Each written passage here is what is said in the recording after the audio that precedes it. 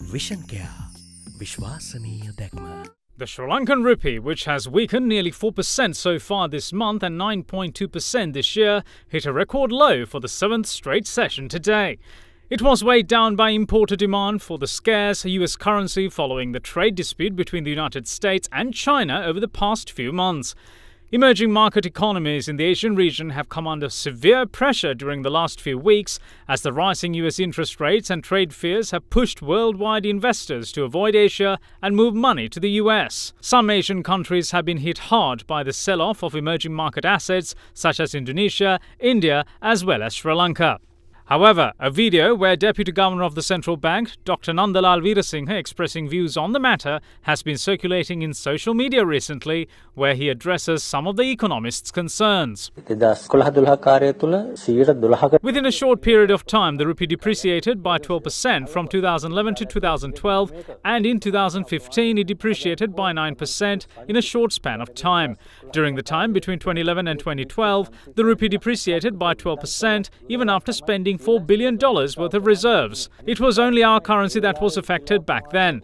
But when it comes to 2018, our reserves are not affected yet and have increased so far this year, allowing us to save money to pay debt. Meanwhile, the current rupee depreciation and its effects to the economy was heavily discussed in Parliament today. Do you agree that the biggest economic downfall in Sri Lanka's history is currently happening? We need to pay 170 rupees for a US dollar. What is your solution to the cost of living? Value of the US dollar has risen against all currencies across the world. The Sri Lankan rupee is much stronger than many other currencies. I accept that there is a problem when importing products, but there is no problem when exporting. Please hands out this graph, which says that the Sri Lankan rupee was never affected in 2011 or in 2013 when the Indian rupee heavily depreciated. The Sri Lankan rupee depreciated by 10.43% in 2012, but the same didn't happen when we had so many problems this time around. When the previous government came to power, we only paid 105 rupees for a dollar. We went through the global fuel crisis, the global food crisis, the global economic crisis, and all other external factors and still managed to maintain the rupee at 131 rupees against the US dollar by the time we left, which means the currency only depreciated by 26 rupees over 10 years. But after you came to power, value of the dollar has risen by over 40 to 50 rupees and the economy is affected by shock waves. The primary determinants of the demand for currency are export and import of goods and services and net capital flows.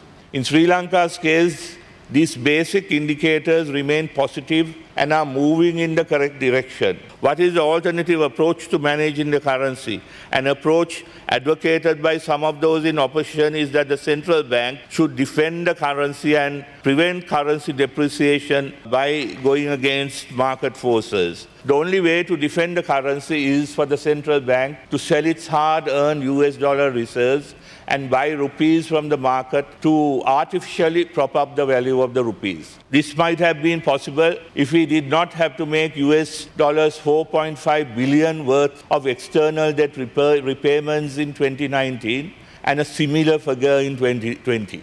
Artificial currency defense is a myopic and unsustainable strategy. A country will eventually run out of reserves and will then require a bailout.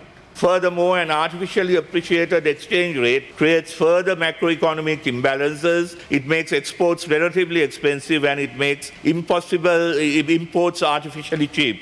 This further erodes the balance of payments and can trigger a currency crisis. Advocates of currency defense, perhaps inadvertently, are prompting imports over domestic products and exports. We have addressed the fundamental factors affecting the currency within our control while remaining committed to prudent macroeconomic policies. We have not taken the easy but irresponsible path of selling down our reserve this year. At the same time, we are putting in place measures to permanently improve our external inflows.